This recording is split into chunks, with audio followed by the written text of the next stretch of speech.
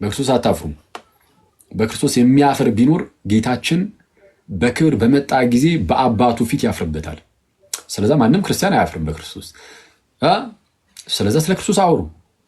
ኢየሱስ የእግዚአብሔር ልጅ የሆነ ቀላል አድርጋችሁ ጀምሩ። ለምሳሌ እዚህ እንማማር የለ እሷን ዝም በደንብ አድርጋችሁ ትይዙና አሁን ሰጣችሁን ትንሽ አጭር ነገር የ10 ደቂቃ 15 ደቂቃ ነገር ሰጣችኋለሁ። 10 ደቂቃ 15 ደቂቃ በቃ አለቀ። እሷን እናንተ ቀልጠፍ አድርጋችሁ ትይዟትና እኔ ስለማንዛዛባችሁ እሷን ያዝ ታደርጉና ዝም ብለህ ለምሳሌ ቀስ አድርገህ ተናግሯል። እኔ ምን ኢየሱስ ግን ወልድ ነው ምናምን ሲባል አብ ወልድ መንፈስ ቅዱስ እንላለን። ወልድ ኢየሱስ ነው። ወልድ ማለት ልጅ ነው። ስለዚህ ልጅ ከተባለ የአብ ልጅ ነው፣ የእግዚአብሔር ልጅ ነው። የእግዚአብሔር ልጅ ነው ሲባል እንዴት እንደሆነ ግን እኮ እንደዚህ እየተማማርን ከዚህ አንጻር እኮ ተብሎ ደስ ይላል ምናምን ብለህ ቀለል አድርገህ ነገር የሆነ ትምህርት አስመስለህ አትስጠው። አንዳንድ ሰው ትምህርት ምናምን ሲመስለው ያው በሚያሳዝን ሁኔታ አእምሯችንም እየፈዘዘብን ስለመጣ እንደዛ ትምህርት ሳታስመስል የሆነ ቀለል አድርገህ ፍሬንድሊ የሆነ ወሬ አድርገውና ምንም አይነት ነገሮችን እንደምታወራው ግን በክብር እንደዛ አድርገህ በቃ ኢየሱስ የእግዚአብሔር ልጅ መሆኑን ቀለል አድርገህ ንገረው። ፕሊዝ በጌታ ይሄንን አድርጉ ሁላችሁም። እሺ እንደው በእግዚአብሔር እኔም አደርጋለሁ። በዙሪያ እንደዚህ አይነት ሰዎች ሲያጋጥሙኝ ኢየሱስ የእግዚአብሔር ልጅ መሆኑን በደንብ የማይረዱ ሰዎች ሳገኝ አደርገዋለሁ። እግዚአብሔርን በቃ እኔ በእናንተ ፊት ቃል ገብቻለሁ። ስለዚህ እኔ እንደዛ አደርጋለሁ። በዙሪያ ያሉ ሰዎች ምናምን ካጋጠሙኝ አድርገዋለሁ። እናንተም ግን አድርጉት። ትምህርት ቤት የሃይስኩል ተማሪ ቆንጂት ካለሽ አንበሳው፣ አንተም የግቢ ተማሪዎችም እንዳልኳችሁ ሰንበት ትምህርት ቤት ላይም እናንተ እንኳን ታውቁታላችሁ ብዬ ተስፋ አደርጋለሁ። ሌሎቻችሁም በመስሪያ ቤት ደረጃም ያላችሁ መስሪያ ቤት ቢሮአችሁ ውስጥ ምናምን ምን ችግር አለው? ቀለል አድርጋችሁ የሰውን ሃይማኖት እንዳትነቅፉ፣ ሳትነቅፉ ምናምን ሳትሳደቡ፣ ቀልብ ውስጥ በሌላ ሃይማኖት አትቀልዱ። አያስፈልገንም። እንደዛ ሳናደርግ እምነታችንን ቀስ አድርገን እና በዛ ውስጥ አሁን ይሄ የምትናገሩት የእግዚአብሔር ቃል ስለሆነ ስለ ክርስቶስ ስለሆነ ሳይታሰብ እናንተ እኮ በቃ ዝም ብላችሁ እናንተ በቃ ማድረግ ያለባችሁን ብቻ አድርጉ። በዚህ ውስጥ ግን መንፈስ ቅዱስ ምናልባት የነዛ ሰዎች ልብ ውስጥ ይሰራል። ክርስቲያንም ከሆነ ስለ ኢየሱስ ማሰብ እንዲጀምር ሊያደርገው ይችላል። የመጀመሪያው ሂደት እሱ ነው። ለክርስትናችን ስለ ክርስቶስ ማሰብ እንድንጀምር ያደርጋል። ከዛም ስለ ክርስቶስ ባሰብን ቁጥር ወደ እሱ መቅረብ፣ እርሱ መውደድ፣ እርሱ ማፍቀር ነው በእኛ ውስጥ እየበዛ ሊሄድ ይችላል። ይህንን ማድረግ የሚችለው ራሱ ሰውየው አይደለም፣ መንፈስ ቅዱስ ነው። ግን ሰውየው ግን ማለት መንፈስ ቅዱስ በውስጡ የክርስቶስን ፍቅር እንዲያፈስበትና የክርስቶስን ፍቅር እንዲያበዛበት ግን ሰውየው ደግሞ ምን ማድረግ አለበት? ልቡን ክፍት ማድረግ አለበት። እና እንደዛ እንዲሆን አድርጉ። በእምነት ውስጥ የሌለ ሰውም በኤርሲያን ውስጥ የሌለ ሰውም ቢሆንም መንፈስ ቅዱስ ወደ ኤርሲያን እንዲመጣ ወደ ክርስቶስ አካል ወደ ጌታችን እንዲመጣ ሊያደርገው ስለሚችል ቀስ አድርጋችሁ እንደዛ አድርጉ። ስለዚህ ከራሳችሁ ተርፋችሁ የሌላው መድረስ አለባችሁ ማለት ነው። እሺ፣ ስለዚህ ይህንን እምነታችንን የተወሰነ ነገር ልበላችሁ። ስለዚህ እንዳልኳችሁ ነው። ይሄ መከባበሩ ምናምን አለ። ሙስሊሞችን የሚጠላል ከጠላን ከኛ በላይ እግዚአብሔርን ያላወቀው የለም። በቃ እግዚአብሔርን አናውቀውም ማለት ነው። ከጠላን ሙስሊሞችን የሚጠላ ካለ በቃ ገና ነው፣ እግዚአብሔርን አላወቀም። ስሜታዊ ክርስቲያን ነው ማለት ነው። ስሜታዊ ሆነን ልንናገር የምንችላቸው ነገሮች ይኖራሉ። ግን ስሜታዊ ሆነን ልንናገር የምንችላቸው ነገሮች ሊኖሩ ይችላሉ። ግን ስሜታዊያን መሆን ግን የለብንም። እሺ፣ ስሜታዊያን ስሜቱ ሙሉ በሙሉ ተቆጣጥሮ ሙስሊሞችን እስክጠላ ድረስ በፍጹም መሆን የለበትም። ይህንን ካደረግ ጸብህ ከእግዚአብሔር ጋር ነው የሚሆነው። ይኸውላችሁ የሬት ወዳጆች የሆነ ነገርን ለመውደድና ለመጥላት መጀመሪያ እግዚአብሔር ያንን ነገር ይወደዋል ይጠላል ብላችሁ ጀምሩ። ከዛ ጀምሩ። እግዚአብሔር የሚጠላውን ነገር ጠሉት። እግዚአብሔር የሚወደውን ነገር ብጠላ ግን የእግዚአብሔር ቁጣ በአንተ ላይ ሊመጣብህ ይችላል። ስለዛ በተአምር እንዳናደርገው በጣም መጠንቀቅ አለብን። ስለዛ እንዳንጠላ የሆነ አሁን ለምሳሌ ሙስሊሞች አሁን በተለያየ በአንድም በሌላ ምክንያት የሆነ በግርግሩ ምንም እየተነሳ የሆነ ነገር የሚያናድድ ነገር ሲያደርጉ ካያችሁ ጥላቻ እነሱን መጥላት በውስጣችን በጣም እየነገሰ እንዳይሄድና ሰይጣን ያችን ቀዳዳ አድርጎ ከገብቶ ደግሞ የጥላቻ መንፈስ ነው ውስጣችን እንዳይበክለውና እንዳይዘራብን ለእነሱ መጸለይ። ስንጸልይላቸው አንጠላቸው፣ ስራቸውን ግን ልንጠላው እንችላለን። ስራ ሊጠላ ይችላል። የማንም ክርስቲያን ሆኖም ኃጢአትን የሚሰራ ካለ ይጠላል ስራው። ሰዎች ግን አይጠሉ። እግዚአብሔር ሰዎችን ይወዳል። ምን ያህል ወደዳቸው ሙስሊሞችን እግዚአብሔር ካላችሁኝ ብቸኛውን ኢየሱስ ልጁን ብቸኛው ልጁ ኢየሱስን እስኪሰጣቸው ድረስ ለእነሱም እኮ ነው የሰጠው ክርስቶስን። አንቀበልም ብለው ሪጀክት አደረጉ፣ ገፉት። ፈጣሪ እግዚአብሔር እንዲህ ግፍት አደረጉት እንጂ ዞር አድርግልን ልጅህን አንፈልገውም አንተንም አንፈልግም አሉት እንጂ እግዚአብሔር ለሙስሊም ወንድመቶቻችንም ልጁ ኢየሱስን ልኮላቸዋል። ስለዚህ ይህንን የላከላቸውን ኢየሱስን ደግሞ እንዲቀበሉት ልንጸልይ ይገባል። ጥላቻ ግን ከኛ ይራቅ። ስለዚህ ጥላቻ መኖር የለበትም፣ ማክበር አለብን። የምናደርጋቸውን ነገሮች ሁሉ በትህትና በፍቅር በየዋህነት ልናደርግ ይገባል። ይህ ግን ይሄ በዕለት ተዕለት ኑሯችን ያለው ይሄ መቻቻሉ መከባበሩ ይሄ ግዴታ ነው አይደል? ያስፈልጋል። ፕሊዝ በጌታ እዚህ ምድር ላይ መሬት ላይ ልክ ስትኖሩ ሙስሊሞችን አይታችሁ አሁን በተለያየ አጋጣሚ በሚዲያውን በሚነሱ ግርግሮች ምክንያት ለነሱ የሆነ ጥላቻ ነገር ማሳየት እንዳትጀምሩ፣ እንደ በጌታ እንዳንጀምር። ይሄ ነው በጣም የሚያስፈራው። እኔ ፕሮቴስታንቲዝም ላይም ስሰራ ክርስቶስን በጣም የሚያስፈራኝ አንዱ ነገር ይሄ ነው። ፕሮቴስታንቲዝም ስህተት ነው፣ በቃ አለቀ። እኔ እንደዛ ብዬ ነው እንደዛ ብለን የምናምነው እና እዛ ላይ በጣም ስንሄድበት ትምህርቱ ላይ ግን የኛ የራሳችን ግን ጭንቅላታችን እነሱ ወደ መጥራት እየተቀየረ እንዳይሄድ ብዬ በጣም ነው የምፈራው እና እንደዛ መሆን የለበትም። በጣም መጠንቀቅ አለብን። እሱን ለመጠበቅ ጸልዩ ማለት ለነሱ ለምሳሌ ለፕሮቴስታንቶች መጸለይ ወንድሞቻችን ናቸው፣ እህቶቻችን ናቸው፣ ልንጸልይላቸው ይገባል። በተለይ ብዙዎቹ ታውቃላችሁ ምን ያህል ምስኪኖች የዋሆች እንደሆኑ። ስለዛ በተቻለ አቅም ለነሱ መጸለይ መለመን። ልክ ስትጸልዩላቸው አጠሏቸውም። ሳጠሏቸው ምንፍቅናውን ብቻ በመጥራት እንደውም እነሱን ወደ ክርስትና ወደ ክርስቲያን ለማምጣት መስራት ትጀምራላችሁ። ይሄ ነው ሲያም ሆነ ይህ መከባበሩ መፋቀሩ ግን ክርስቶስ ላይ እንድንደራደርበት አያደርገን። በፍጹም አይቻልም። እሱ ገና ለገና መቻቻል መፋቀር እሱ አለ። እንደዛ መከባበሩ ምናምን አለ። ስለዛ በቃ ኢየሱስ የእግዚአብሔር ልጅ አይደለም ምናምን ቢሉም በቃ እንዲሁ ይበሉ እስቲ ተዋቸው አንልም። እንደዛ አንልም። መከባበሩ ምናምን መቻቻሉ ስላለ ኢየሱስ የእግዚአብሔር ልጅ አይደለም ብሎ አንድ ሙስሊም ወጥቶ ቢናገር በቃ ይበር ችግር የለም እንቻለው በእኛ ይለፍ አንልም። እንደዛ አይቻልም። እሺ የምናልፋቸው ነገሮች አሉ፣ የማናልፋቸው ነገሮች አሉ። የምንሞትለት ነገር አለ፣ የማንሞትለት ደግሞ ነገር አለ። በማንሞትለት ነገር ዝም ብለን ራሳችን ሄደን እንትን አናደርግም። የምንሞትለት ነገር ግን አለ፣ ጌታችንን እንሞትለታለን። ኢየሱስ የእግዚአብሔር ልጅ አይደለም ቢል ስህተት ነህ። ኢየሱስ እርሱ ክርስቶስ የእግዚአብሔር ልጅ ነው እንላለን። እንዲህ ብለህ ሰማዕትነት ቢመጣ ራሱ ይቆጠርልሃል። እንዲህ በማለት ከሆነ የሚመጣብህ ማለት ነው። ግን ዝም ብሎ በሆነ ባሉ ነው። ግን ዝም ብለን የሆነ ኳረል ውስጥ አንገባም። በሆነ ባሉ ጭቅጭቅ ውስጥ ግን አንገባም። በቃ ይሄኛው ግን ክርስቶስ ላይ ግን አንደራደርም። አምላካችን ነው፣ ጌታችን ነው፣ የእግዚአብሔር ልጅ የሚለው ትምህርታችን። ኢየሱስ ጌታ አይደለም የሚል ካለ ኢየሱስ ጌታ አይደለም የሚል ካለ ይሄን አንደራደርም። እኛ አይ ስህተት ነው እንላለን። ቦልድሊ በግልጽ ስትሬት ፎርዋርድ ይሄ ስህተት ነው። ኢየሱስ የእግዚአብሔር ልጅ እንደሆነ ከሚያምን በቀር ዓለምን የሚያሸንፍ ማን ነው ተብሎ ተነግሮን፣ እንዲህ ተብሎ ተነግሮን፣ አብና ወልድን የሚክድ እርሱ የክርስቶስ ተቃዋሚ ነው ተብሎ በግልጽ ተነግሮን፣ አሁን እንደዚህ ሲሉ የምናመቻች ከሆነ እኛ በጣም አደጋ ውስጥ ያለ ነው ማለት ነው። ስለዛ ስንመልስ አታክ አናደርግም። እነሱን ሰዎቹን ሙስሊም ወንድሞቻችንን አታክ አናደርጋቸው፣ ግን ስህተት ናቸው። ኢየሱስ የእግዚአብሔር ልጅ ነው የሚለውን ግን ቦልድሊ እንናገራለን። ኢየሱስ እርሱ የማን ልጅ ነው? ኢየሱስ እርሱ መሲህ ነው፣ ክርስቶስ ነው፣ ግን የሕያው እግዚአብሔር ልጅ ነው። ኢየሱስ የእግዚአብሔር ልጅ ነው። ኢየሱስ የእግዚአብሔር ልጅ ነው። ኢየሱስ የእግዚአብሔር ልጅ ነው። ስለዛ በቁርአኑ ላይ አላህ ያጥፋቸውም ምንም ቢልም በፍጹም ንቅንቅ የማይል አለት የሆነ እውነት ኢየሱስ የእግዚአብሔር ልጅ ነው የሚለው። ስለ እሱ በጣም መታወቅ ያለበት ጋይስ። አሁን ሁለቱንም ማመጣጠን አለብን። አንደኛው የሰውን እምነት በጣም እየቀለድንበት ሰዎችን አታክ ወደ ማድረግ መግባት የለብንም። ይህንን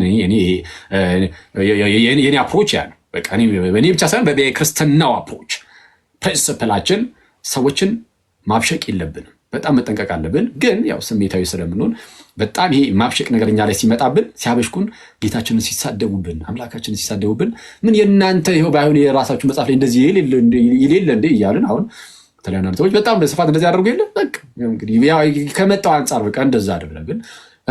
ግን አዘ ፕሪንሲፕል ግን እንደ ፕሪንሲፕል ግን በቃ በየዋህነት ሰዎችን ባለማብሸቅ በቃ እንደዛ እናደርጋለን። ያንን እንይዝና ግን ደግሞ በጣም ለጠጠ ነው ግን እንዳይበሽቁ ብለን ግን የኢየሱስን የእግዚአብሔር ልጅነት ጸጥ፣ የኢየሱስን አምላክነት፣ የኢየሱስን ጌትነቱን፣ የስላሴና የአምላካችን የእግዚአብሔርን ስሉስ አካልነት ጸጥ ምናምን ልንል ግን አንችልም። ስለዛ የሆነ አንደኛውን ጫፍ ብቻ ሳንለጥጥ እንደዚህ መካከል ላይ ሆነን በዚህ መልኩ ነው ማስቀመጥ ያለብን ብዬ አስባለሁ።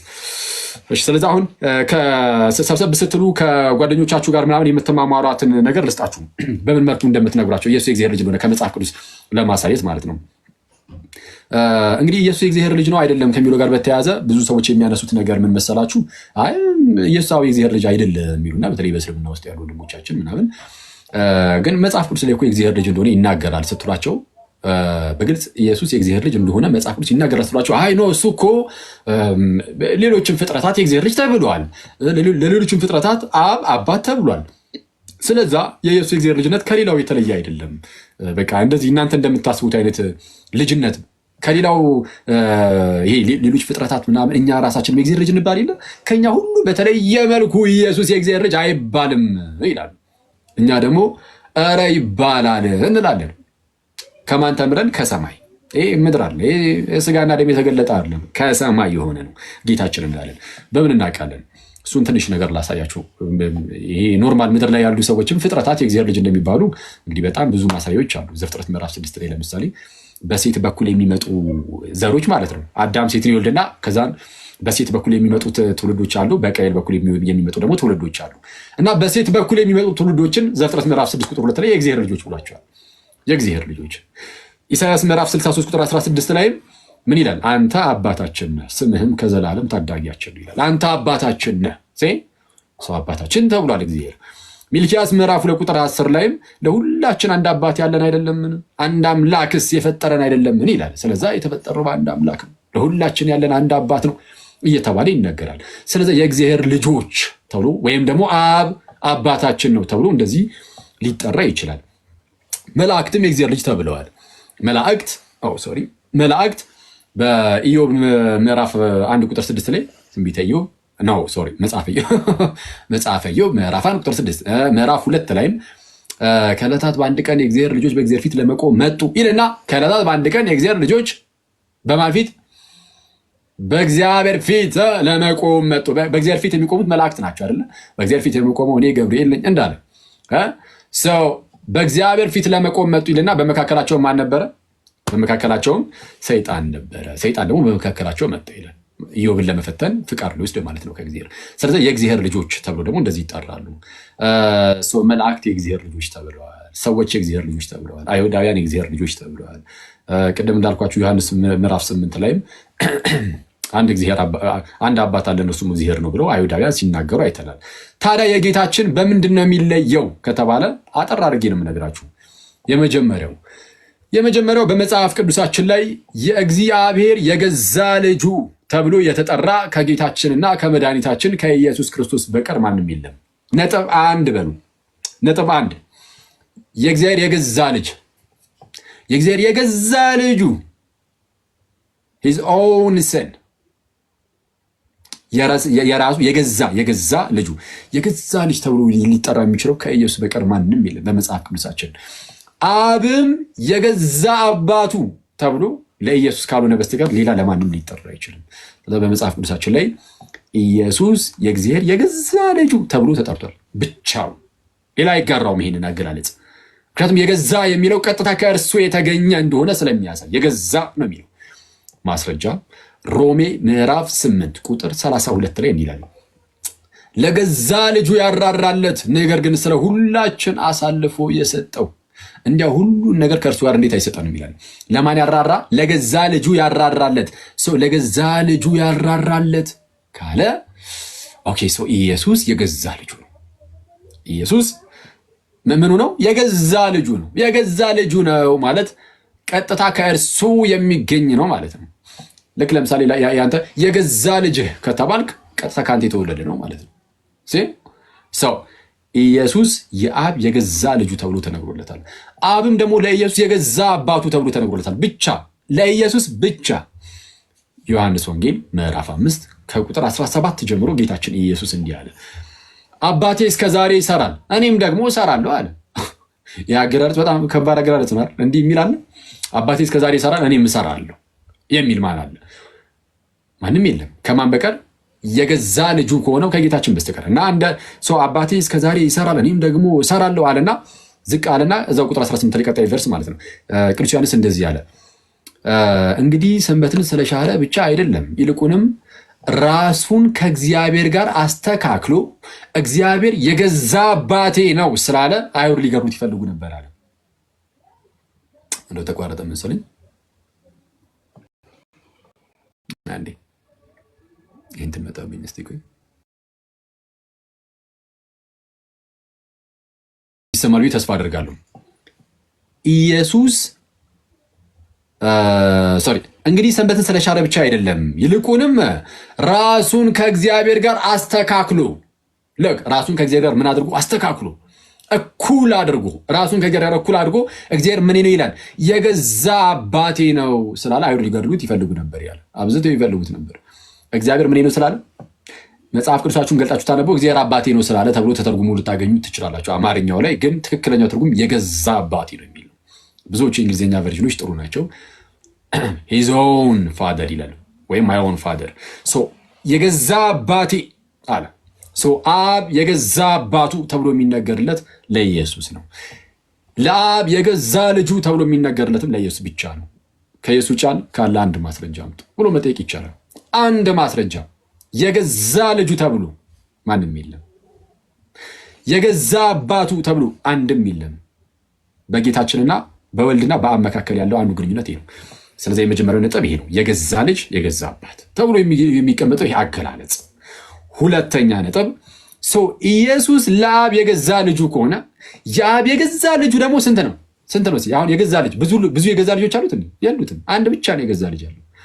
ስለዛ ብቸኛ ልጁ ነው ኢየሱስ ለአብ። ከዚህ አንጻር ማለት ነው የገዛ ልጅ የሚለው ለየት ያለ ስለሆነ ምንድነው የገዛ ልጅ የሚለው ለየት ያለ አገላለጽ ስለሆነ ወይም ደግሞ ለየት ያለ ልጅነት ከራስ የተገኘ አይነት ልጅነት ስለሆነ እንዲህ አይነት በእንደዚህ አይነት ልጅነት ደግሞ አብ ስንት ልጅ አለው ከተባለ አንድ ብቻ።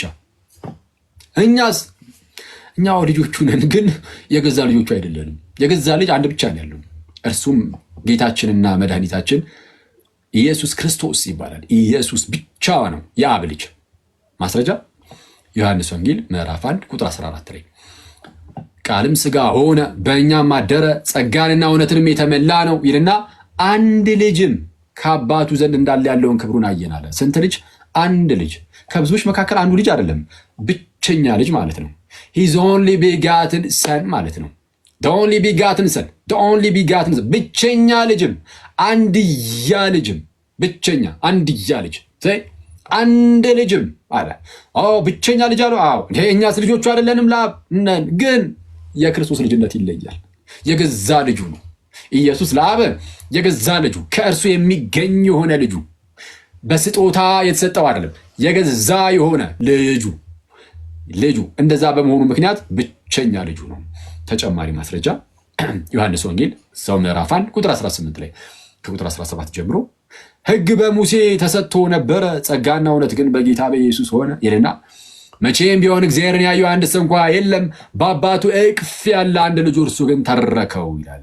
በአባቱ እቅፍ ያለ አንድ ልጁ ማለት ከብዙዎች መካከል አሁንም ደግሞ ያለው ከብዙዎች መካከል አንዱ ማለት አይደለም። ሂዝ ኦንሊ ቢጋትን ሰን ነው የሚለው ብቸኛ ልጁ አንድያ ልጁ እርሱ ተረከው። በአባቱ እቅፍ ያለን የተባለው ምንድን ነው? በአባቱ እቅፍ ያለ ማለት አገላለጹ ራሱ አያስገርምም? በእርሱ እቅፍ ያለ እና እቅፍን ከመተረክ ጋር አገናኝቶታል። እግዚአብሔር ያየው አንድ ሰው እንኳን የለም ተባለ። ሙሴ እኮ ምን ያህል ጊዜ እግዚአብሔር እንዳነጋገሩ አስቡ። ምን ያህል ጊዜ ሙሴ እግዚአብሔርን አነጋገረው። እንደ ሙሴ ያለ ነቢይ አይነሳም በእስራኤላውያን ወይም በአይሁዳውያን ተባለ። ግን ስለ ኢየሱስ እሱ ራሱ እንግዲህ የሙሴ ራሱ ጭንቅላታችን ውስጥ ይዘነው ግን ምን አለ? መቼም ቢሆን እግዚአብሔርን ያየው አንድ ሰው እንኳ የለም ከተባለ ሙሴ ራሱ ማለት ነው ጨምሮ። ጌታችን ግን በአባቱ እቅፍ ያለ ብቸኛ ልጅ ተባለና እርሱ ተረከው ተባለ። ማየት አይደለም ይተርከዋል። ጌታችን አብን ተረከው ተባለ። ለምን? የባህሪ ልጁ ነው፣ የገዛ ልጁ ነው። የገዛ ልጁ ነው። አንድ ቻርጅ ሰካሽ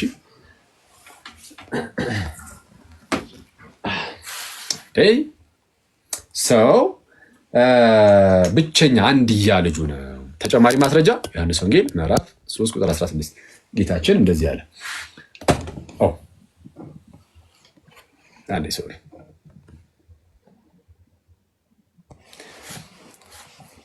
በእርሱ የሚያምን ሁሉ የዘላለም ሕይወት እንዲኖረው እንጂ እንዳይጠፋ እግዚአብሔር አንድያ ልጁን አሳልፎ እስኪሰጥ ድረስ ዓለምን እንዲሁ ወዶታል አለ። በእርሱ የሚያምን ሁሉ የዘላለም ሕይወት እንዲኖረው እንጂ እንዳይጠፋ እግዚአብሔር አንድያ ልጁን ማለትም ብቸኛ ልጁን እስኪሰጥ ድረስ ዓለምን እንዲሁ ወዶታል። ስለዛ ኢየሱስ የአብ ብቸኛ ልጁ አንድያ ልጁ ነው ማለት ነው። እዛ ወደ ዝቅራችሁ ቁጥር 18 ላይም በእርሱ የሚያምን የዘላለም ሕይወት አለው፣ በእርሱ የማያምን ግን በአንዱ በእግዚአብሔር ልጅ ስም ስላላመነ አሁን ተፈርዶበታል ይላል። በማን ስላላመነ? በአንዱ በእግዚአብሔር ልጅ፣ በአንዱ በእግዚአብሔር ልጅ። ስለዛ ኢየሱስ የአብ ብቸኛ ልጁ ከመሆኑ አንጻር እንደኛ ያለ አይነት ልጅነት እንዳልሆነ እናውቃለን። ሁለት ነጥብን አሳያችሁ። የመጀመሪያው ነጥብ ምን ነበር? የገዛ ልጅ ኢየሱስ የገዛ ልጁ መሆኑን አሳይቻችኋለሁ። አብም ለኢየሱስ የገዛ አባቱ እንደሆነ አሳይቻችኋለሁ። የገዛ ልጁ ከመሆኑ አንጻር ብቻውን ነው ልጅ፣ ማንም ሰው አይጋራውም የሱን ልጅነት ብያችሁ ነበረ። ብቻውን ልጅ እንደሆነ ደግሞ አሁን አሳያችሁ። ሁለተኛው ነጥብ ደግሞ ብቸኛ ልጅ የሚለው ነው። የገዛ ልጅ፣ ብቸኛ ልጅ። ሶስተኛ ነጥብ ብቸኛ ልጅ በመሆኑ ምክንያት ከሌላው ጋር ሲነጻጸር ደግሞ የተወሰነ ላሳያችሁ። ከሌላው ጋር ምን ሲል ሲነጻጸር? ከሌሎች ከነቢያት፣ ከመላእክት፣ ከትልልቅ ቅዱሳን ሰዎች አነጻጽረን ደግሞ እኔ እሺ ስናነጻጽር ከዕብራውያን እስቲ ከመላእክት እንጀምር። እሺ ከመላእክት ጋር እናነጻጽር የሱ ልጅነት። እንግዲህ መላእክት የእግዚአብሔር ልጆች ተብለዋል። እንዳሳያችሁ በኢዮብ ምዕራፍ 1 ቁጥር 6 ምዕራፍ 2 ላይም በዕለት ከዕለታት በአንድ ቀን የእግዚአብሔር ልጆች በእግዚአብሔር ፊት ለመቆም መጡ ይላል። የእግዚአብሔር ልጆች በእግዚአብሔር ፊት ለመቆም መጡ፣ ሰይጣንም ደግሞ በመካከላቸው መጣ ብሏል። ስለዛ የእግዚአብሔር ልጆች ተብለዋል መላእክት። ግን ከክርስቶስ ጋር ሲነጻጸሩ ዕብራውያን ምዕራፍ 1 ቁጥር 5 ይላል ከመላእክትስ አንተ ልጄ ነህ፣ እኔ ዛሬ ወልጄ ያለው ደግሞም እኔ አባቱ ሆናለሁ እርሱም ልጅ ይሆነኛል ያለው ከቶ ለማን ነው አለ። ልክ አንተ ልጄ ነህ እኔም አባቱ ሆናለሁ። ኦኬ ከመላእክትስ አንተ ልጄ ነህ፣ እኔ ዛሬ ወልጄ ያለው ደግሞም እኔ አባቱ ሆናለሁ እርሱም ልጅ ይሆነኛል ከቶ ለማን ብሏል? ከመላእክት ለማንም አላለም ተባለ። ልጄ ምናምን ነው አላለም። ከመላእክት ለማንም አላለም ማለት ከማን በቀር? ከክርስቶስ ጋር የሚያነጻጽረው። እሺ መላእክትን እዚህ ክፍል ላይ መላእክትን ከክርስቶስ ጋር እያነጻጸረው ነው። የእግዚአብሔር ልጅ ከሆነው ከጌታችን ኢየሱስ ለማን ብሏል? ከመላእክትስ አንተ ልጄ ነህ፣ እኔ ዛሬ ወለድኩ፣ እኔ አባቱ ሆናለሁ እርሱም ልጅ ይሆነኛል ከቶ ለማን ብሏል? ለማንም እኮ አላለም። ይህንን እኮ ልጁ ኢየሱስ ብቻ ነው እኮ የያዘው አለ። ስለዛ ኢየሱስ ልጅ ሲባል አብረው መላእክት ከክርስቶስ ጋር ልጅ አይባሉም። ለመላእክት መች ተባለላቸው ተባለ። አየህ አስወጣቸው መላእክትን። ኢየሱስ ልጅ ሲባል መላእክት አብረው ቅዱስ ሚካኤል፣ ቅዱስ ገብርኤል አብረው ልጅ አይባሉ ከክርስቶስ ጋር። የክርስቶስ ልጅነቱ ይለያል። ስለዛ ምን አለ ቀጠል አድርጎ ደግሞም በኩሩን ወደ ዓለም ሲያገባ፣ በኩሩን ልጁን ወደ ዓለም ሲያገባ በስጋ ወደ ዓለም ገብቶ የለ ጌታችን ልጁ በስጋ ወደ ዓለም ገባ። እሺ ሲያገባ የእግዚአብሔር መላእክት ሁሉ ለእርሱ ይስገዱ ይላል። አረ በስመ አብ! ይሄ በጣም ፓወርፉል ነው። ልክ ከመላእክትስ አንተ ልጄ ነህ፣ እኔ ዛሬ ወለድኩ፣ እኔ አባቱ ሆናለሁ እርሱም ልጅ ሆኛል ለማን ብሎ ነበረ? አላለም እኮ አለና ደግሞ በኩሩን ወደ ዓለም ሲያገባ፣ እንደውም በኩሩን ወደ ዓለም ሲያገባ አለ ልጁን ወደ ዓለም ሲያገባ የእግዚአብሔር መላእክት ሁሉ ለእርሱ ይስገዱ ይላል። ለልጁ ንጽጽሩን ያያችሁት ነው። ኢየሱስ የእግዚአብሔር ልጅ ነው። መላእክት የእግዚአብሔር ባሪያ ናቸው። ከልጅነት አንጻር ሲነገር አብረው ልጅ አይባሉም መላእክት። ስለዚህ አሁን ንጽጽሩን ይዩት። ኢየሱስ ነው የእግዚአብሔር ልጅ የሚባለው። እንደውም መላእክት ወደ ዓለም በኩሩ ሲገባ የሚሰግዱ ናቸው። ለማን? ለበኩሩ፣ ለልጁ ለኢየሱስ አይደል ያለው። ደግሞም በኩሩን ወደ ዓለም ሲያገባ የእግዚአብሔር መላእክት ሁሉም ለእርሱ ይስገዱ ይላል። ማነው ለክርስቶስ የሚሰግደው አለ? ወይም ለበኩሩ ለልጁ ለእግዚአብሔር ልጅ የሚሰግደው ማነው አለ? የተወሰኑ መላእክት ሚካኤልና ገብርኤል፣ ቅዱስ ሚካኤልና ቅዱስ ገብርኤል ነው። መላእክቱ የእግዚአብሔር መላእክት የተባለ ሁሉ የእግዚአብሔር መላእክት ሁሉም ለእርሱ ይስገዱ። በስመ አብ! ጌታችን እንዴት ያለ ክብርን ያለው አስባችሁታል? በእግዚአብሔር ስም የእግዚአብሔር መላእክትን አስቧቸው ጋይስ፣ ምን አይነት ክብር እንዳላቸው። መናፍስት ናቸው እና እነዛ መናፍስት የእግዚአብሔር መላእክት እነዛ ኃያላን እነዛ ሁሉም ይላል ባይዜ ይሰመርበት፣ ሁሉም ለኢየሱስ ይሰግዳሉ። በኢየሱስ ፊት የሚንበረከኩ ናቸው። ኧረ በስመ አብ! ክብር ሁሉ ለጌታችን በእውነት እና ከመላእክት አንተ ልጄ ነህ፣ እኔ ዛሬ ወለድኩ፣ እኔ አባቱ ሆኗለሁ፣ እርሱም ልጅ ይሆነኛል። ከቶ ለማን ብሏል? ለማንም። ደግሞ በኩሩን ወደ ዓለም ሲያገባ የእግዚአብሔር መላእክት ሁሉም ለእርሱ ይሰግዳሉ ይላል። ስለዚህ አሁን በንጽጽር ደረጃ መላእክት እንኳን አብሮት ልጅ አይባሉም ተባለ። የእርሱ ልጅነት ከፍ ያለ ነው፣ ለየት ያለ ነው። መላእክትን ሁሉ የሚያሰግድ ነው። መላእክት ሁሉ የሚያመልኩት ጌታ ነው፣ ኢየሱስ ማለት ነው፣ የእግዚአብሔር ልጅ ማለት ነው። ሰው ንጽጽሩ ከመላእክት አንጻር ስታነጻጽሩት ይኸው ተመልከቱ። እሺ ሁለተኛ ከሙሴ አንጻር እናደርገው። ሙሴ እንዳንተ ያለ ነቢይ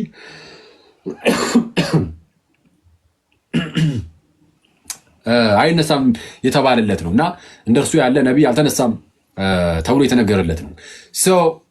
ሙሴ በአይሁዳውያን ዘንድ ትልቅ ቦታ አለው። ከእርሱ ጋር ስናነጻጽረውስ ዕብራውያን እዛው ምዕራፍ 3 ቁጥር 5 ላይ ያነጻጽሯል ጳውሎስ። አሁንም ሙሴስ በኋላ ስለሚነገረው ነገር ምስክር ሆኖ ሙሴስ በኋላ ስለሚነገረው ነገር ምስክር ሊሆን በቤቱ ሁሉ እንደ ሎሌ ወይም እንደ ባሪያ የታመነ ነበረ። ማን? ሙሴ። በኋላ ለሚመጣው ነገር ምስክር ሊሆን እንደታመነ ሎሌ እንደ ሎሌ የታመነ ነበረ። እንደ ሎሌ እንደ ባሪያ የታመነ ነበር። ክርስቶስ ግን እንደ ልጅ በቤቱ ሁሉ ላይ የታመነ ነው። ሙሴ እንደምን? እንደ ባሪያ እንደ ሎሌ የታመነ ነበር። ክርስቶስ ግን እንደ ልጅ። ልዩነታቸውን አያችሁ? የክርስቶስ ልጅነትን። ክርስቶስ ልጅ ሲባል መላእክት አብረው ልጅ አይባሉም፣ ባሪያ ናቸው። ለክርስቶስ ጭራሽ የሚሰግዱ ናቸው። ክርስቶስ ልጅ ሲባል ሙሴ አብሮ ልጅ አይባልም። ሙሴ እንደ ሎሌ ነው፣ እንደ ባሪያ ነው። ክርስቶስ ነው እንደ ልጅ ተባለ። አሁን ሙሴ የእግዚአብሔር ልጅ አይደለም እንዴ? ሙሴ ከአይሁዳውያን ጋር አብሮ የእግዚአብሔር ልጅ ነው። ግን ከክርስቶስ ጋር ልክ አብሮ ሲቀርብ ሙሴ ልጅ አይደለም፣ ብቻውን ኢየሱስ ልጅ ይሆናል። እንደ አጠቃላይ ከነቢያት አንጻር ላነጻጽርላችሁ። ዕብራውያን ምዕራፍ 1 ቁጥር 1 ላይ ታስታውሳላችሁ። ምንድን ነበር ያለው? የዕብራውያን ጸሐፊ ቅዱስ ጳውሎስ ዕብራውያን ምዕራፍ 1 ቁጥር 1 ላይ እግዚአብሔር ከጥንት ጀምሮ በብዙ አይነትና በብዙ ጎዳና ለአባቶቻችን በነቢያት ተናግሮ ይላል። ልክ እግዚአብሔር ከጥንት ጀምሮ በብዙ አይነትና በብዙ ጎዳና ለአባቶቻችን በማን ተናግሮ? በነቢያት ተናግሮ ይላል። እሺ ከጥንት ጀምሮ በነቢያት ነበር የተናገረው። በነቢያት ተናግሮ አሁንስ ሁሉን ወራሽ ባደረገው ደግሞም ዓለማትን በፈጠረበት በልጁ በዚህ ዘመን መጨረሻ ለእኛ ተናገረናል። ከዚህ ቀደም ለነበሩት አባቶቻችን በነቢያት ነበር የተናገሩ አለና ጳውሎስ ቀጠል አደረገና ለእኛ ግን አለ ሁሉን ወራሽ ባደረገው ደግሞም ዓለማትን በፈጠረበት በልጁ በነቢዩ በልጁ እነዛን ነቢያት ብሏቸው ነበረ። ምንድነው? በነቢያት ተናግሮ ብሎ ነበረ። በነቢያት ተናግሮ አለና ከነቢያት ሲለየው ልጁ ነውና ለየት አድርጎ ዓለማትን በፈጠረበት በምኑ? በነቢዩ በፍጹም በልጁ አለ። በልጁ ከነዛ ጋር አብሮ ነቢይ አይባልም። እነዛ ነቢይ ብሎ ይነጥላቸዋል። ኢየሱስን ግን ልጅ ብሎ ይነጥለዋል። ስለዛ የክርስቶስ ልጅነት እንደ ማንኛውም ነቢይ ልጅነት ያለ በፍጹም አይደለም። የገዛ ልጅነት ነው። የገዛ ልጅነት ነው። ስለዚህ ያውም ደግሞ የልጅነት ዓለማትን የፈጠረበት በመሆኑ ምክንያት ልጅነቱ ከመቼ ጀምሮ ነው? የልጅ መቼ የነበረ ነው? መቼ የነበረ ነው? የልጅ ዓለማትን የፈጠረው በእርሱ ከሆነ አክቹዋሊ ቃሉ ዘመናትን ይላል። ኤዮንስ ነው የሚለው። ቅዱስ ዮሐንስ አፈወርቅ ይህንን ይይዝና ኦኬ ዘመናትን የፈጠረበት ይላል። ጊዜያትን ዘመናትን በፈጠረበት በልጁ ይላል። ጊዜ እንኳን የተፈጠረው በልጁ ነው። በልጁ ጊዜ ከተፈጠረ እንግዲያውስ ልጁ ከጊዜም ቀደም ብሎ ነበረ። ስለዛ ልጁ ወልድ ከጊዜ ውጭ ነው። ከጊዜ ውጭ ከሆነ ደግሞ የተፈጠረ አይደለም። የተፈጠረ ቢሆን ጊዜ ውስጥ ይገባል። ምክንያቱም መፈጠር ከተጀመረ ጊዜ አብሮ ያኔው ስለሚጀምር ማለት ነው። በዚህ ጊዜ ተፈጠረ ስለሚባል ኢየሱስ የመጀመሪያው ፍጡር ቢሆን ኖሮ አርዮሳውያን እንደሚሉት ሙስሊሞች አለ። ሙስሊሞች ሲጀመር የመጀመሪያው ፍጡር ነው አይሉም። እነሱ አሁን ባለፈው የመጣ ሰው ነው ብቻ ነው የሚሉት። ነቢይ ሆኖ በቃ አሁን የዛሬ 2000 ዓመት ብቻ ህልም ነው የጀመረ። ከነሱ ቀደም ከሙስሊሞች ቀደም ብሎ ግን አርዮስ ተነስቶ ነበረ። አርዮስ የተሻለ ነው። አርዮስ ምን አለ? የተሻለ ነው ስላችሁ ከዛ አንጻር ማለት ነው። አስቀድሞ የነበረውን ህልውና ቢያንስ ያውቃል ነው እንጂ አርዮስም የተረገመ መናፍቅ ነው እና እርጉም መናፍቅ ነው። እሺ እና አርዮስ ምን ይል ነበረ? መጀመሪያ አብ ኢየሱስን ፈጠረ። ኢየሱስን ከፈጠረ በኋላ ዓለማትን ፈጠረ፣ ሌሎችን ፍጥረታት ሰማይን ምድርን ፈጠረበት ይላል። ቅዱስ ዮሐንስ አፈወርቅ ግን ይህንን ጥቅስ ያዝ ያደርግና ኦኬ ምንድነው ዘመናትን ፈጠረበት ይላል፣ ጊዜን ፈጠረበት ይላል። ጊዜን እግዚአብሔር ጊዜን የፈጠረው በልጁ ከሆነ ልጁ ከጊዜ ቀደም ብሎ ነበረ። ስለዛ ከጊዜ ውጪ ነው። ከጊዜ ውጪ ከሆነ በዘላለም ውስጥ ያለ ነው። በዘላለም ውስጥ ከሆነና ጊዜያቱም የተፈጠሩት በልጁ ነው ከተባለ ልጅነቱም የዘላለም ነው። ልጅነቱ ዘላለማዊ የሆነ ልጅነት ነው። ስለዛ ክርስቶስ የእግዚአብሔር ልጅ ነው ሲባል ቃል እንደመሆኑ ነው። የእግዚአብሔር ቃል እንደመሆኑ ዓለማት የተፈጠሩት በእግዚአብሔር ቃል ነው አይደለ? ዓለማት የተፈጠሩት በእግዚአብሔር ቃል ነው። ስለዚህ የእግዚአብሔር ቃል የእግዚአብሔር ልጅ ነው። የእግዚአብሔር ልጅ ነው። የእግዚአብሔር ቃል የኔ ቃል ከማን ነው የሚገኘው? የኔ ቃል ከኔ ነው አይደለ? የአብ ቃል ከማን ይገኛል? ከአብ የሚገኝ ስለሆነ ልጅ ተብሎ ይጠራል። ግን የአብ ቃል ነው ሲባል አካላዊ ቃል ነው። እንደኔ ዝርው ቃል አይደለም። የኔ ቃል ለምሳሌ ጋይስ ከኔ የሚወጣው ቃል ሰው ተብሎ ይጠራል። ከኔ የሚወጣው ዝርው ቃሉ ሰው ተብሎ አይጠራም። የአብ ቃል ኢየሱስ ግን እግዚአብሔር ተብሎ ተጠርቷል። አብ እግዚአብሔር ነው፣ እኔ ሰው ነኝ። ከሰው የሚወጣው ቃል ሰው ተብሎ አይጠራም። በቃ የሰው ቃል ብቻ ነው ተብሎ የሚጠራው። የእግዚአብሔር ቃል ግን ኖርማል ዝም ብሎ ነው።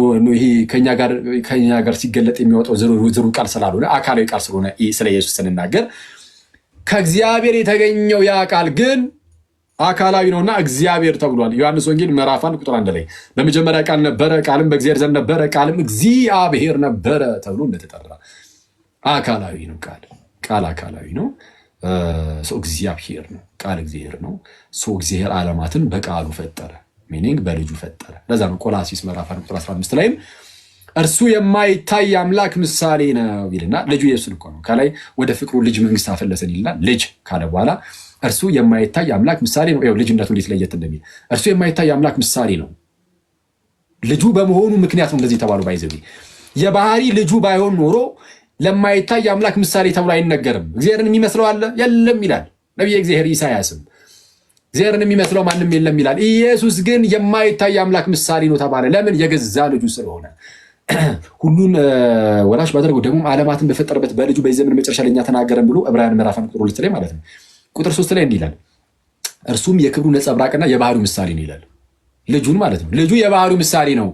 አረ የእግዚአብሔር የባህሪው ምሳሌ እግዚአብሔርን በባህሪው የሚመስለው አለ። ማን? ልጁ ብቻ። አንተ ትመስለዋለህ? በባህሪው አትመስለው። ማንም ሰው በባህሪ እግዚአብሔርን አይመስልም በባህሪው። ልጁ ግን የባህሪ ልጁ ነውና የገዛ ልጁ ነውና ራሱን አብን ይመስለዋል። የባህሪው ምሳሌ የክብሩ ነጸብራቅና የባህሪው ምሳሌ ሆኖ ሁሉን በስልጣኑ ቃል እየደገፈ ኃጢአታችንን በራሱ ካነጻ በኋላ በሰማያት በግርማው ቀኝ ተቀመጠ ይላል።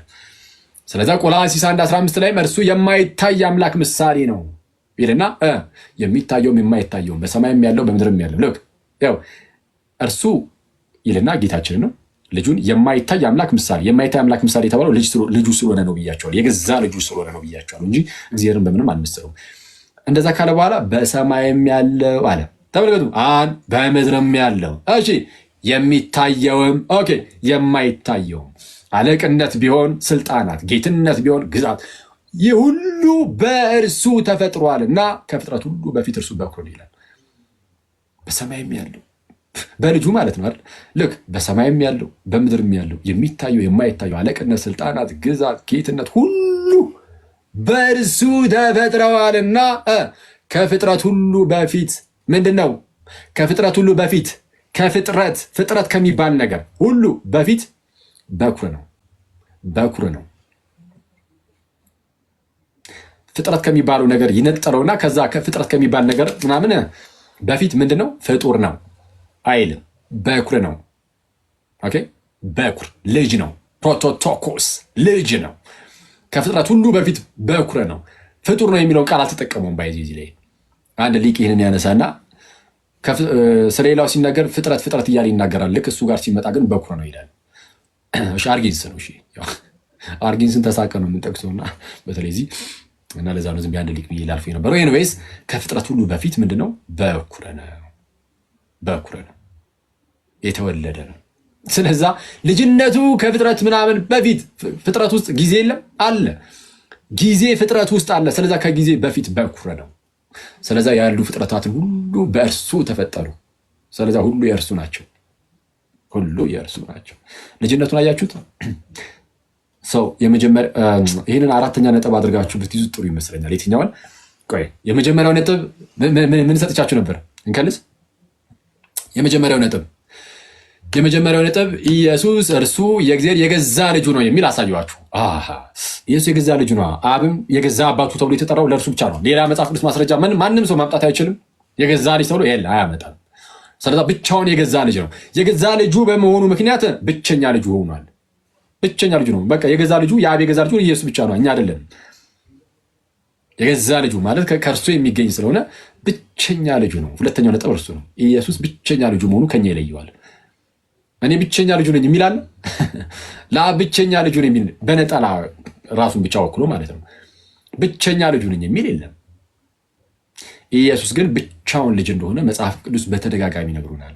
ሶስተኛ በንጽጽር አሳይቻችኋለሁ። የእርሱ ልጅነት ከሌላው አንጻር ከመላእክት ጋር አነጻጽሬላችኋለሁ።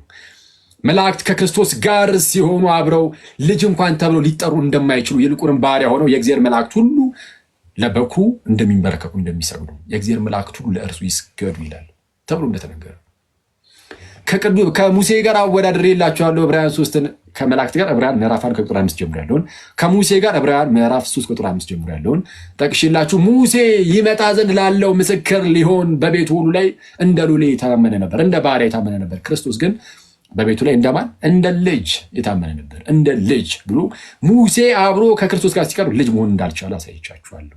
ስለዚህ የክርስቶስ ልጅነት ፍጹም ልዩ ነው። ከአጠቃላይ ከነቢያት ጋር ከነቢያት አንጻር ደግሞ አሳይቻችኋለሁ። ዕብራውያን ምዕራፍ 1 ጠቅሼ እግዚአብሔር ከጥንት ጀምሮ በብዙ አይነትና በብዙ ጎዳና ለአባቶቻችን በምን በነቢያት ተናግሯል። ለአባቶቻችን በነቢያት ነበር የተናገረው፣ ለእኛ ግን በነቢዩ ነው በልጁ ያው ምን ባደረገበት ዓለማትን በፈጠረበት በልጁ።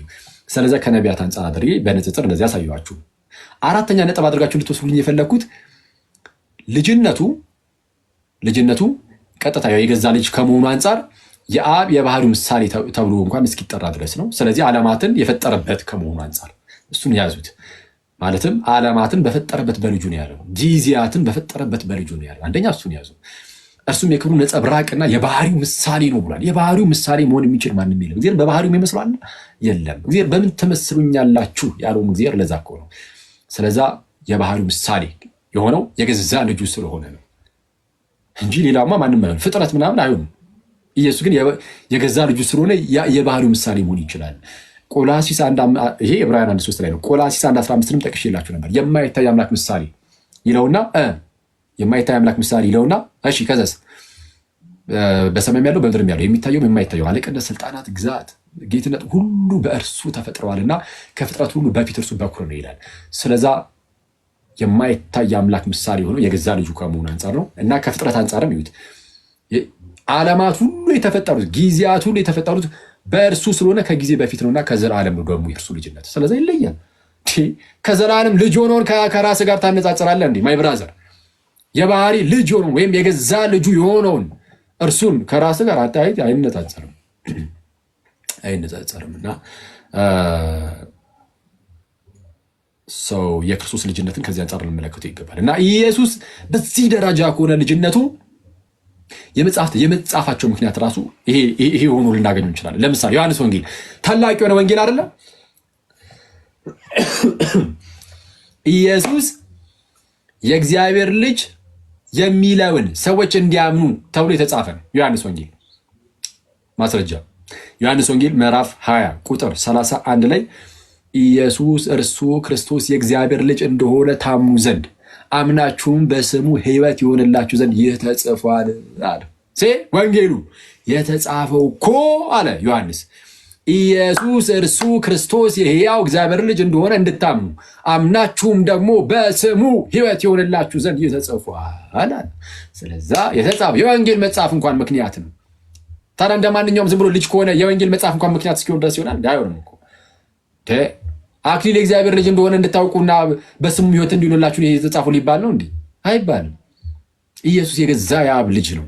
ይህንን ማመን ደግሞ ሕይወት ነው። ከዚህ ሕይወት የሚነጥለን ደግሞ አንዳች አይኖርም። ከዚህ ሕይወት ሊነጥለን የሚችል ማን ነው? ከዚህ ሕይወት ምክንያቱም ኢየሱስ የእግዚአብሔር ልጅ እንደሆነ ማመን በስሙ ሕይወት እንድናገኝ የሚያደርገን ነው። ይህንን የሚቃረን ካለ ሕይወትን የሚቃረን ነው። ሕይወትን የሚቃረን ነው። ስለዛ ይህንን ልብ ልንለው ይገባል። ስለዛ በዚህ ምክንያት ኢቨን አንድ ሰው መዳን ሲፈልግ ለመጠመቅ አስቀድሞ ይሄኛው እንደ ፕሪኮንዲሽን ይጠይቃል። ኢየሱስ የእግዚአብሔር ልጅ እንደሆነ ታምናለህ ተብሎ መጠየቅ አለበት ማለት ነው አይደል? እንደዛ ነው። ለምሳሌ በሐዋርያት ሥራ ምዕራፍ 8 ላይ ኢትዮጵያዊ ጃንደረባ ኢትዮጵያዊ ጃንደረባ የኢሳያስን መጽሐፍ እያነበበ በሰረገላ ሲሄድ ሳለ ትላለች። ፊልጶስ ያገኘዋል። መንፈስ ቅዱስ ፊልጶስን ይልከዋል ወደ እርሱ ይልከውና ታሪኩን ታውቁታላችሁ። ሄዶስ ወንጌልን ሰበከለትና ሲሄዱ ውሃ አገኘ። እነሆ ውሃ እንዳልጠመቅ የሚከለክለኝ ምንድር ነው አለ። እነሆ ውሃ እንዳልጠመቅ የሚከለክለኝ ምንድን ነው አለ ኢትዮጵያዊ ጃንደረባ። ከዛ ፊልጶስ መለስ አደረገና ምን አለ? ኢየሱስ የእግዚአብሔር ልጅ እንደሆነ ካመንክ ተፈቅዶልሃል። ካመንክ ተፈቅዶልሃል አለ። ኢየሱስ የእግዚአብሔር ልጅ እንደሆነ አምናለሁ አለ። ካመንክ ተፈቅዶልሃል አለ። ሶሪ ካመንክ ተፈቅዶልሃል ሲለው ምን አለ? ኢየሱስ የእግዚአብሔር ልጅ እንደሆነ አምናለሁ። ስለዚህ ለመጠመቅ እንደ ፕሪኮንዲሽን እንኳን ሆነ ኢየሱስ የእግዚአብሔር ልጅ ነው የሚለውን ማመን ማለት ነው። ስለዚህ ይሄ የስብከት ሳይቀር ርዕስ ሆነ ማለት ነው። ምን ሆነ ይሄ ነገር? ኢየሱስ የእግዚአብሔር ልጅ የሚለው የስብከታችን ሁሉ ርዕስ ነው። የስብከታችን ቁንጮ ነው። ቅዱስ ጳውሎስ አሳዳጅ ነበር እንደምታውቁትና ክርስቲያኖችን ያሳደድ የነበረ ነው። የመጀመሪያው ሰማዕቱ ቅዱስ እስጢፋኖስ ተወግሮ በሞተ ሰዓት የተርሴሱ ሳውል ወይም ጳውሎስ የምንለው ማለት ነው። ቅዱስ ጳውሎስ በጣም የምንወደው አባታችን መምህራችን ጳውሎስ በሰዓቱ ወደ ክርስትና ስላልመጣ አንድ ጎበዝ ተብሎ ተጠቅሷል። እዛ ጋር የገዳዮቹን ልብስ ይዞ ይተባበር ነበር በእስጢፋኖስ መሞት እና አውግስትን ምን ይላል? እንደውም እዛ ላይ እስጢፋኖስ ይጸልያል። ጌታ ሆይ የሚያደርጉትን አያውቁምና ይቅር በላቸው ብሎ ጸልዮ አልነበረ? ያ የእስጢፋኖስ ጸሎት ያ በጥበብ የተሞላው በእግዚአብሔር ጸጋ የተሞላው ሰው ማለት ነው። እንደዛ ተብሎ ተገልጾለታል ባይዚ እስጢፋኖስ እና ይኸው በሳውል ላይ ይታያል ይላል። የሚያደርጉትን አያውቁምና ይቅር በላቸው ጌታ ሆይ ብሎ ጸልዮ አልነበረ? ሳውልን ጌታችን ከዛ ውስጥ ይወስዳል። በደማስቆ ክርስቶስ ኢየሱስ ያገኘውና ሳውል ሳውል ስለምን ታሳድደኛለህ? ጋይስ ክርስቲያኖችን ማሳደድ ኢየሱስን ማሳደድ ነው። ክርስቲያኖችን ማሳደድ የተከበረ ህዝብ ነው። ክርስቲያን ብልጫ አለው። በምድር ላይ ስንኖር አይደለም ማለት በምድር ላይ እንደው አብረህ ትኖራለህ ተቻችለህ ተፋቅረህ ምናምን። በመንፈሳዊ ዓለም ግን በፈጣሪ ዘንድ ግን ክርስቲያን ብልጫ ነው። የእግዚአብሔር ህዝብ ነው። በእግዚአብሔር መንግስት ውስጥ ያለ ነው። ስለዚህ ክርስቶስ ማን ነው? ይህንን ህዝብ ይህንን የእግዚአብሔር ህዝብ እነዚህን ክርስቲያኖችን ይህን የእግዚአብሔርን ህዝብ መንካት ማለት ክርስቶስን መንካት ነው። እንዴ በዛ ደረጃ ነው። ይህንን ህዝብ እኛ እንደው ለእግዚአብሔር ህዝቦቹ እንሁንለት እንጂ በህይወታችን አስቀያሚ ሆነን ክርስቶስን ማሳየት ከበደን እንጂ የምድርም የእግዚአብሔር ህዝብ እንሁንለት እንጂ የእግዚአብሔርን ህዝብ መንካት ማለት የክርስቶስን ህዝብ መንካት ማለት ክርስቶስን መንካት ነው። ስለዛ ምን አለው ጌታችን ኢየሱስ ጳውሎስን ሲያሳድድ ስለነበረ ክርስቲያኖችን፣ ሳውል ሳውል ስለምን ታሳድደኛለህ? ኧረ አንተ ማነህ ጌታ ያለው? አንተ የምታሳድደኝ የናዝሬቱ ኢየሱስ ነኝ አለው። አንተ የምታሳድደኝ እንዴት አሳደደው? ክርስቲያኖችን ለማሳደድ። ክርስቲያኖችን ማሳደድ ክርስቶስን ማሳደድ ነው። ክርስቶስን የሚያሳድድ ካለ ዋጋውን ነው የሚያገኘው። ባይዘይ በፍርድ ቀን ዋጋውን ያገኛል። ግን እኛ ለክርስቶስ ህዝቡን እንሁንለት። ክርስቶስን መምሰል መለማመድ አለብን እና እንደዛ ነው እናንተ ሰዎች። ስለዚህም ጳውሎስ ይቅርታ ይህን ያነሳውበት ምክንያት ምንድን ነው? ጳውሎስ ወደ ክርስትና ተመልሶ ማለት ነው። ሐዋርያት ሥራ ምዕራፍ 9 ላይ ነው አይደል ያለው ታሪኩ። ሐዋርያት ሥራ ምዕራፍ 9 ላይ ከሐናንያ ጋር ምናምን ተገናኝቶ ምናምን ነገር 22 ምዕራፍ ላይም ታሪኩ ያው ይነገራል በጳውሎስ። ግን ያው ሲኩዌንሱን ጠብቀን ስንሄድ ሐዋርያት ሥራ 9 ምዕራፍ አካባቢ ላይ ያለው የሚመጣውና ገና ከመምጣቱ በምኩራቦቻቸው ገብቶ ይላል። ሐዋርያት ሥራ ምዕራፍ 9 ቁጥር 20 ላይ ወደ ምኩራቦቻቸውም ገብቶ ኢየሱስ የእግዚአብሔር ልጅ እንደሆነ ይሰብክ ጀመራል። የጳውሎስ የስብከቱ ጅማሬ የቤተ ክርስቲያናችን መሰረት የሆነው ትምህርት ኢየሱስ የእግዚአብሔር ልጅ የሚለው ነው። የጳውሎስ የስብከቱ መጀመሪያ ምን የሚለው ነው? ኢየሱስ የእግዚአብሔር ልጅ ነው ብሎ በምኩራቦቻቸው መስበክ ነው። ይሄ ታላቅ የሆነ ኮንፌሽን ነው። ለምን መሰላችሁ? ትልቅ የሆነው ኢየሱስ የእግዚአብሔር ልጅ እንደሆነ አንድ ሰው ካመነ በክርስቶስ በኩል የተገለጠውን ሁሉ አሚን ብሎ ይቀበላል። አየ በዚህ ምክንያት ወደ እግዚአብሔር ይቀርባል።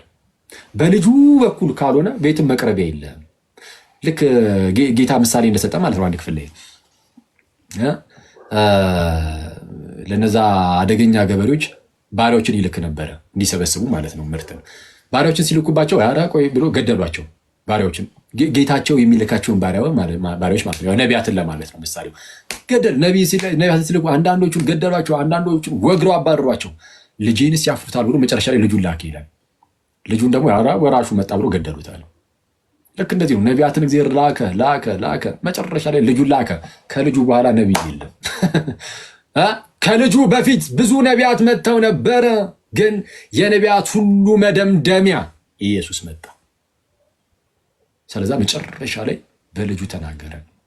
ተመልሰን በነቢያት እንስማ አንልም። በልጁ የሰማን ሰዎች ድጋሚ በነቢያት እንስማ አንልም። አሁን በልጁ ተነገረን። ልጁ ንጉሳችን ሆነ፣ መንግስቱን አቋቁሞልናል። ቤተክርስቲያንን በመንግስቱ ውስጥ አለን፣ ጸንተን እንኖራለን። ጋይስ በመንግስቱ በየሪሲያን ሰው እርሱ ንጉሳችን ነው። እንዲህ ብለን መጨረሻ ላይ ንጉሱ የሚመጣና መንግስቱን ይዞ ይሄዳል። አለቀ። እንደዛ ነው እና የእግዚአብሔር ልጅ ጸጋ በሁላችን ላይ ይሁን። ይሄ ነው እናንተ ሰዎች ይብቃል። ስለዛ እነዚህን እንዳትረሱ እሺ። እነዚህን ነጥቦች ኢየሱስ የገዛ የአብ ልጁ፣ ስለዛ አብም ለኢየሱስ የገዛ አባቱ የሚለውን፣ ኢየሱስ ብቸኛ ልጁ የሚለውን፣ ሶስተኛ በንጽጽር ደረጃ ከሌሎች ልጆች ተብሎ ከተጠሩት ጋር አነጻጽር ይላቸዋለሁ ከመላእክት ከሙሴና ከሁሉም ነቢያት ጋር።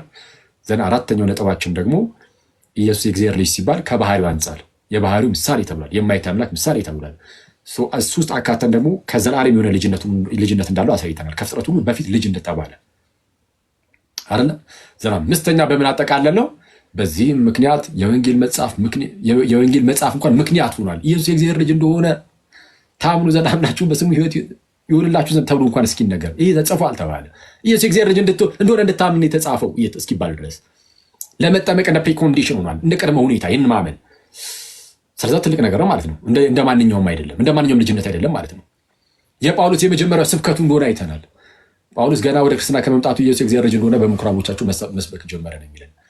በዚህ ደግሞ ጨረስን ማለት ነው። ስለዛችን ያዝ አድርጉና ይሄ እኮ እንዲህ ተብሎ እናንተ አቀላጥፏት ምናልባት ዩቲዩብ ላይ ምናምን ሊለቀቅ ስለሚችል ሌሎች ዩቲዩቦች ላይ ወይ ከሱ ላይ ምናምን ቢሆን ትንበሉ ወይ ደግሞ ቴሌግራም ላይ ኑና በሉ ሐዋርያዊ መልሶች የሚል የቴሌግራም ቻናል አለ። ግሩፑን አይደለም፣ ግሩፑን ሪኮመንድ አደረግም። የዱርዮ ስብስብ ቀስ ብላችሁ እየተላመዳችኋቸው ተቀላቀሏቸው እና ቻናሉን ግን ተቀላቀሉና አክቹዋሊ ቻናሉ ግን ዝም ብላችሁ ግቡበትና እዛ ላይ አስቀምጥላችኋለሁ። ጥቅሶቹን አስቀምጬላችሁ ታዩትና በደንብ ትለማመዱታላችሁ። መጀመሪያ እናንተን ይዋሃዳችሁ ምናምን፣ ከዛ በኋላ ያው ታውቁታላችሁ። በርግጡላችሁ ዝም ብላችሁ ያዟትና ጥቅሱን ተጠቀሙት ከጓደኞቻችሁ ጋር በመስሪያ ቤት በትምህርት ቤታችሁ ዩኒቨርሲቲ፣ ሃይስኩል ምናምን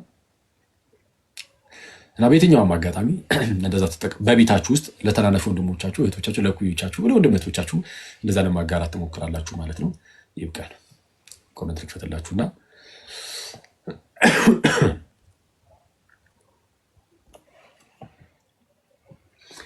እሺ እናንተ ሰዎች ስንት ሰዓት ሆነ? ኦኬ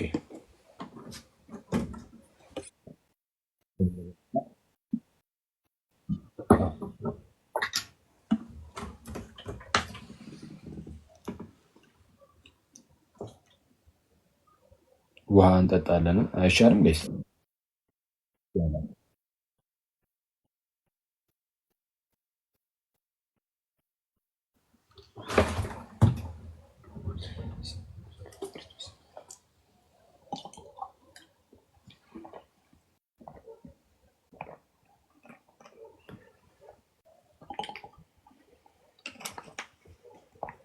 ገብቷችኋል? ጋይስ ዛሬ ተማማር ነው። ገባችሁ?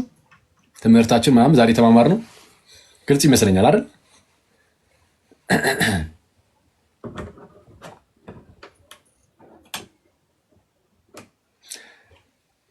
በጣም አሪፍ አሪፍ። ስለዚህ አሁን ይሄንን እምነት የሚቃወም ቢኖር ችግር የለም በቃ እንላለን። የሆነ ዝም ብለን እንደዚህ የምናልፈው ነው አይደለም። ይሄ እምነታችን አንደራደርበትም። ማንም ቢል አላህም ይበል ቁርአንም ይበል ማንም ይበል የፈለገው ግዛት ይበል አንሰማም። ይሄ ሰማያዊ መገለጣችን ነው፣ የዳንበት እውነት ነው ጋይስ። እና እንደዛ ነው። እና በተረፈ ይህንን እንያዝ ምናምን። ይህን ይዘን ደግሞ በተቻለን አቅም ጋይስ ሁሌም እንደምንለው ደግሞ አሁን ኢየሱስ የእግዚአብሔር ልጅ እንደሆነ ማመኑ ጥሩ ነው ሳይሆን ግዴታችን ነው። ይህ በነገራችን የድህነት ጉዳይ ነው ብያቸዋል አይደል? ዮሐንስ ወንጌል ምዕራፍ 17 ቁጥር 5 ላይ ዮሐንስ ወንጌል ምዕራፍ 17 ቁጥር 5 ላይ ነው። እውነተኛ አምላክ ይሁን ከአንተም ብቻ የላከውንም ኢየሱስን ያውቁ ዘንድ ይህች የዘላለም ሕይወት ናት።